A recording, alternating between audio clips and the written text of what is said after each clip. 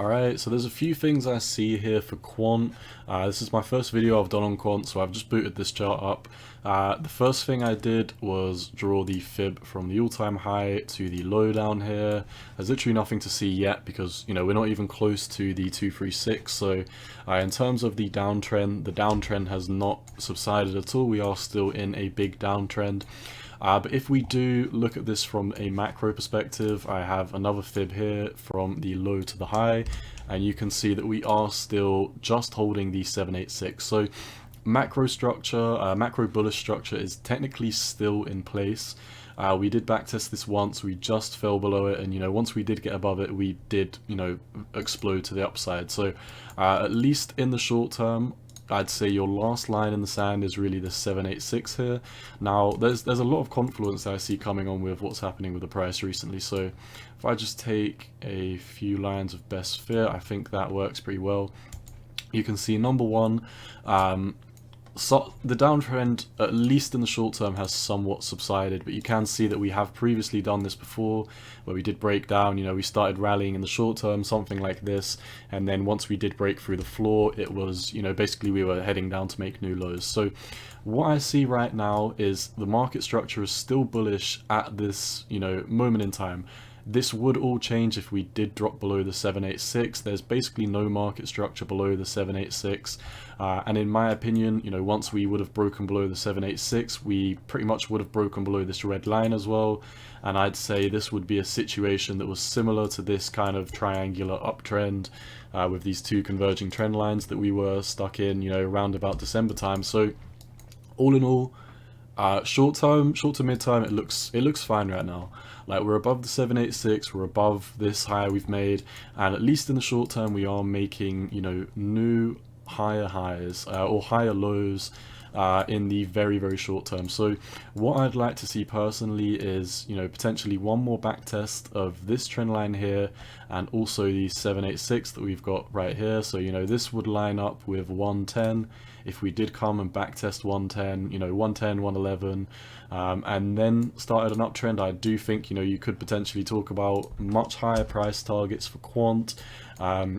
You know, there's basically not much volume traded around this area, so I think it's not out of the question to say if we did backtest this and get some strong volume coming in, we would be heading right up to the 618, which is 179. That is a very nice trade. If we bought on a strong bounce of that trend line down here, you can see that that would be approximately a 62% move to the upside. So the RSI and the money flow indicator are also making higher lows in the short term, which is very nice. The RSI and the MFI, they do look pretty good.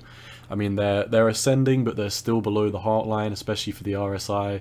So in my opinion, there is a lot more room to move to the upside. But that is a two-edged sword because, you know, we do also have more room to go to the downside if we do break below this level. So what I'd be looking for is, like I said, a retest of 110. That would be the lowest that I would want to see it close at. If we do have a quick wick below and then a daily close here and then a push up, you know, so be it, that would be fine.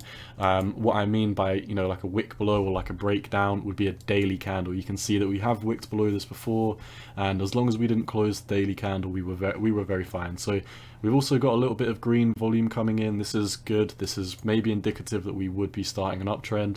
But like I said, I would like to see a backtest of here. If we do backtest there, then we can pretty much, you know, say that we would be heading up to 180. But if we did break below this trend line here, like I said, at 110 and close a daily, the only place that I really see it bouncing from could be, you know, 66, but you could also argue we might be coming down to 99. I would obviously just say if we did break below the 786, I would be bearish in the short term, and I would need to see a break back above the 786 before I did hop bullish again. But like I said, short to mid term, we are very bullish. We're making higher lows. We have just broken out of this, but, you know, do bear in mind we've only had a few days outside of this. I would like to see, like I said, a retest here, perhaps a push up, and then a weekly close outside of this this trend line here, because I don't believe we have had any weekly closes outside of here. You know, we've had one weekly close so far, but this could just be a big fat rejection if we do go down now. So all in all, if I was a quant holder, which personally I'm not, I would be looking to see if we hold 110. So that's basically all I see for quant. If you're holding that, best of luck.